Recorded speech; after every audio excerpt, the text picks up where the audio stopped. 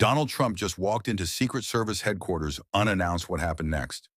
Left agents speechless. The main entrance of the Secret Service headquarters in Washington, D.C. wasn't a place for surprises. Every move inside was calculated, planned, and executed with precision. Agents weren't used to impromptu visits, especially not from someone as high profile as Donald Trump. But on this particular morning, without prior notice, a motorcade pulled up. No scheduled meetings, no heads up, just a sudden arrival that sent a wave of confusion through the security team. The moment the doors swung open, he stepped out flanked by only a handful of staff. The usual swarm of cameras was nowhere to be seen. No press, no official announcement, just Trump inside the headquarters. A shift in energy was immediate. Agents whispered among themselves, trying to piece together what was happening. Some assumed it was a drill, a security check, or even a visit for some classified briefing. Others weren't so sure. "Why is he here?" one agent muttered under his breath. Another shook his head. "No clue, but whatever it is, it's not normal." Trump walked through the metal detectors without missing a beat, his usual confidence on full display. He didn't stop to shake hands. He didn't crack a joke. He just kept walkie-hanas, if on a mission only he understood. But the real confusion started when he veered off course, heading down a hallway that wasn't meant for visitors. Secret Service headquarters wasn't designed for unplanned detours, especially not from someone like Donald Trump. The corridors were tight, sterile, and heavily monitored with cameras capturing every movement as he walked. His footsteps echoed each step, increasing the tension in the air. Agents stationed along the walls, stiffened eyes darting between each other. No one had been briefed for this. "Where's he going?" a younger agent whispered to his supervisor. The older man didn't answer right away. Instead, he reached for his earpiece. No response from command, just static. Trump didn't slow down. He walked with purpose, passing the operations center, in the intelligence briefing room, places that would have made sense for a president or former president to visit, but he wasn't stopping there. Then something happened that made every agent in the hallway tense up. He turned left. That hallway wasn't open to visitors. It was restricted, leading straight to one of the most secured areas in the entire building. The tactical training facility. The lead agent, a no-nonsense man in his 50s, stepped forward. His voice was low, controlled. "Mr. President, that area's off limits." Trump didn't even acknowledge him, didn't slow, didn't speak. Instead, he reached for the reinforced steel door and pushed it open without hesitation. Whatever he was about to do next would leave everyone speechless. A hush fell over the hallway as Trump stepped through the door. Agents exchanged uneasy glances, but no one stopped him. The tactical training facility was a classified area reserved for the highest level of defensive combat exercises, counter-assault drills, and live-fire simulations. It was where Secret Service agents were molded, trained to react in seconds under extreme pressure. Not a place for a casual visit inside. The air smelled of gunpowder and sweat. Large screens displayed live security feeds, while several high-ranking instructors stood frozen, caught between protocol and disbelief. One of them, a burly man in his 60s, immediately recognized the visitor. His brows furrowed as he exchanged a look with a colleague. "What the hell is he doing here?" Trump kept walking, eyes scanning the room, as if he had been here before. He bypassed a row of tactical mannequins, stopped near a training mat, and for the first time spoke. "Let's see what you got." Silence. A few agents exchanged nervous glances. "Was he serious, sir?" One of the trainers spoke cautiously. "This is a live drill facility. It's not a demonstration room." Trump didn't blink. "I know exactly what it is." Then he did something that no one in that room could have predicted. He took off his jacket, loosened his tie, and stepped onto the mat for a moment. No one said a word. All eyes were on Trump, standing in the center of the training mat, his tie undone, jacket draped over a nearby chair. The room was dead silent, save for the faint hum of security monitors in the background. A lead instructor, a grizzled man with a buzz cut and a scar above his left eye, stepped forward. His voice was measured, but his stance was firm. "Mr. President, this isn't a game." Trump smirked. "Neither is the job you do." Then he did something even more shocking. He pointed to the instructor. "Come on, show me what you teach these guys." The air in the room thickened. The instructor glanced at the other agents. This couldn't be happening. A former president challenging a combat instructor in the middle of a highly classified facility. This had to be some kind of test. But Trump wasn't backing down. His stance was relaxed, but there was a look in his eyes, something unreadable. A younger agent, no older than 30, let out a quiet chuckle. This can't be real. The instructor exhaled slowly. He had trained hundreds of men, many of them elite operatives. But this was something new, all right, sir. He finally said, I'll go easy. Trump shook his head. Don't. The room tensed in a blur. The instructor moved first, a swift practice maneuver meant to control and subdue. But what happened next stopped everyone in their tracks. Trump countered not perfectly, not with the precision of a seasoned fighter. But he knew something. His movements were unexpected. Defensive, but effective. The kind of thing that looked too instinctive to be rehearsed to practice, to be random. A second move, another block, then a shift in weight that forced the instructor off balance for a split second. The room erupted into murmurs. Did he just know way? The instructor stepped back, eyes narrowing. He was taking this seriously now. And for the first time, every agent in that room realized they had no idea who they were really looking at. But the biggest shock was still coming. The room was no longer just watching. They were studying a former president standing toe-to-toe with a Secret Service instructor. Wasn't just unexpected, it was unreal. The instructor, now fully engaged, adjusted his stance no more. Holding back, he stepped forward again. This time with calculated force, Trump moved fast.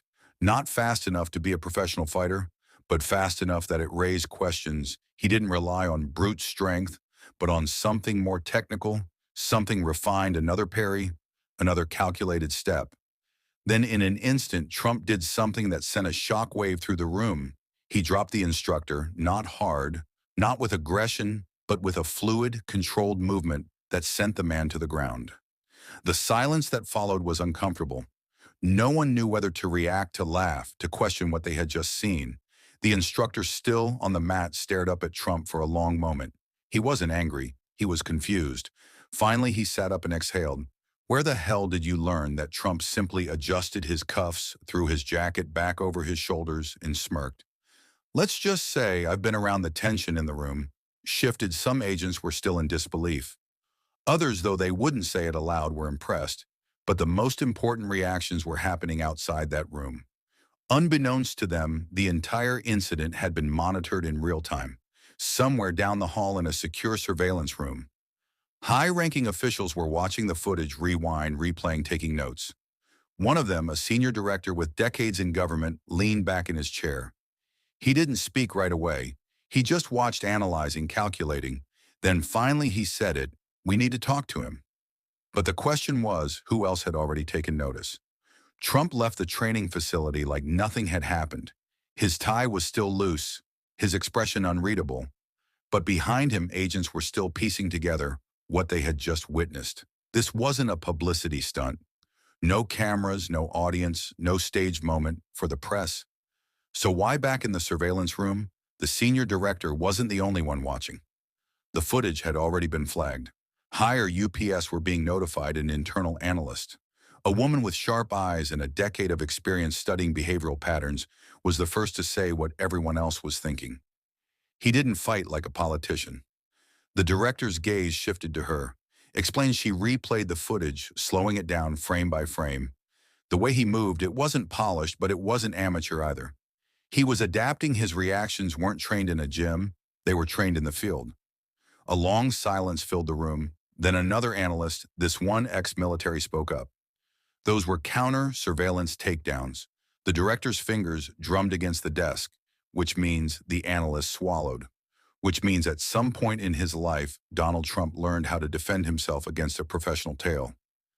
The weight of those words hung in the air. That wasn't the kind of training you picked up at a weekend self-defense course. It wasn't something a bodyguard taught you for fun. It was something you learned, if you had a reason to. The director stood up. Get me his old security records. The analysts exchanged wary glances. One of them hesitated. Sir, those files are classified. The director didn't blink. I don't care, get them. Because if Trump had a past that no one knew about, someone else knew too. And if that someone was watching this moment, had just changed everything. The Secret Service headquarters wasn't the same after that day. Whispers circulated in every hallway, in every briefing room. Agents who had witnessed the event kept replaying it in their minds: how Trump had moved, how he had reacted, how he had taken down a seasoned instructor with uncanny precision. But the real storm was happening behind closed doors inside a secure intelligence office. The senior director sat in front of a stack of classified documents, the kind of files that weren't meant to see daylight. One of the analysts, the one who had flagged the footage, slid a report across the table. "Sir, these are the security records you requested." The director picked it up, flipping through pages of old surveillance reports, classified memos, logs from past protection details. Then he stopped. One document stood out, not because of what it said, but because of what had been redacted. Entire paragraphs blacked out, whole sections censored. The analyst cleared her throat. That's from his time in the 1980s, before his presidency, before the heavy security details. The director stared at the pages, what had been covered up. Then his eyes fell on one unredacted line. A location: Moscow, 1987. Silence. The analyst folded her arms. "Sir, why would a real estate mogul have classified surveillance logs from Moscow?" The director didn't answer because he didn't know. But someone did, and if Trump's unexpected visit to Secret Service headquarters had proven anything, it was this: whatever happened in the past, he hadn't forgotten. And maybe he wanted to remind certain people that he still remembered. Donald Trump walked out of Secret Service headquarters that day as if nothing had happened. No press conferences, no statements, no carefully crafted narrative to explain away the moment. But inside those walls, something had shifted. Agents who had once viewed him as just another high-profile figure now looked at him differently, not as a politician, not as a businessman, but as something else entirely. The classified files, the missing details, the redacted history. What did he know? Or perhaps the better question was, who knew about him in the weeks that followed? Security clearances were quietly updated. Certain files were re-examined. High-ranking officials who had long believed they understood the former president found themselves second-guessing everything. Because if there was one thing the intelligence world feared, it was the unknown. And on that day, Trump had reminded them of something simple yet chilling. He was still unpredictable, not just in politics, not just in media, but in a way that made the most powerful agencies in the world take notice. Power isn't just about what you own or what you say. It's about what you know, and more importantly, what others don't know about you. Some things aren't meant to be explained. Some moments are meant to leave people wondering, and that's exactly what Trump did. Did he plan it, or was it instinct? No one knew for sure. But one thing was certain: he walked into Secret Service headquarters that day as an open book and walked out as a question. Mark, what do you think really happened? Drop your thoughts in the comments below. And if you love deep dives into moments like this, make sure to subscribe. You won't want to miss what's coming next.